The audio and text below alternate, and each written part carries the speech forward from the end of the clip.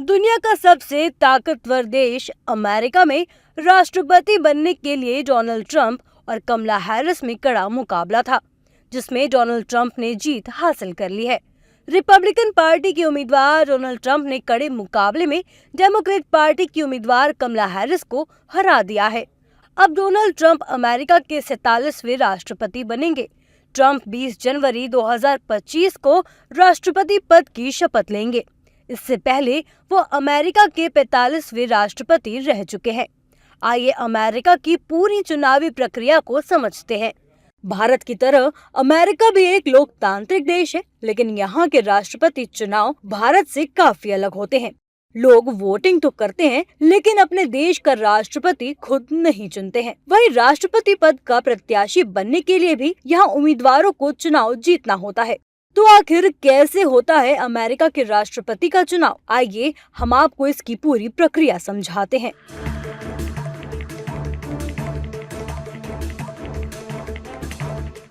America के राष्ट्रपति पद के लिए चुनाव हर 4 साल में होता है। नवंबर के पहले मंगलवार को चुनाव होता है, यानी इस बार अमेरिका में राष्ट्रपति चुनाव 5 नवंबर 2024 को होगा। चुनाव की प्रक्रिया 1 साल पहले ही शुरू हो जाती है। अमेरिका में 2 मुख्य राजनीतिक दल डेमोक्रेट्स और रिपब्लिकन हैं, जिसके उम्मीदवार ही चुनाव अभियान की शुरुआत करते हैं।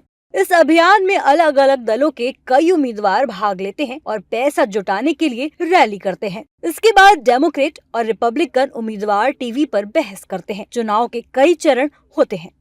चुनाव का पहला चरण प्राइमरी और कॉकस। चुनावी साल में जनवरी से जून के बीच ये प्रक्रिया होती है। पहले चरण में राजनीतिक दलों के राष्ट्रपति पद के उम्मीदवार का चुनाव किया जाता है। इस प्रक्रिया के 2 मुख्य भाग हैं, प्राइमरी और कॉकस। प्रत्येक व्यक्तिगत राज्य को प्राइमरी या कॉकस की अनुमति होती है। कुछ राज्य दोनों भी करते हैं। इस राज्य में पार्टियों के स्थानीय सदस्य चर्चा के बाद वोटिंग करते हैं और अपने प्रतिनिधि चुनते हैं। ये प्रतिनिधि पार्टी के राष्ट्रीय सम्मेलन में किसी विशेष उम्मीदवार के लिए वोट करते हैं। दूसरा चरण नेशनल कन्वेंशन। प्रत्येक पार्टी राष्ट्रपति पद का अंतिम उम्मीदवार चुनने के लिए नेशनल कन्वेंशन आयोजित करती है। इस चरण में प्राइमरी और कॉकस के दौरान चुने गए प्रतिनिधि अपने पसंदीदा उम्मीदवारों का समर्थन करते हैं।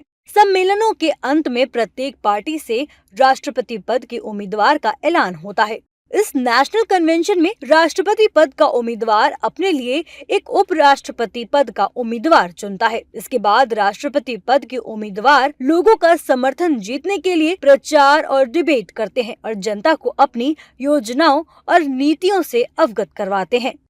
तीसरा चरण आम चुनाव।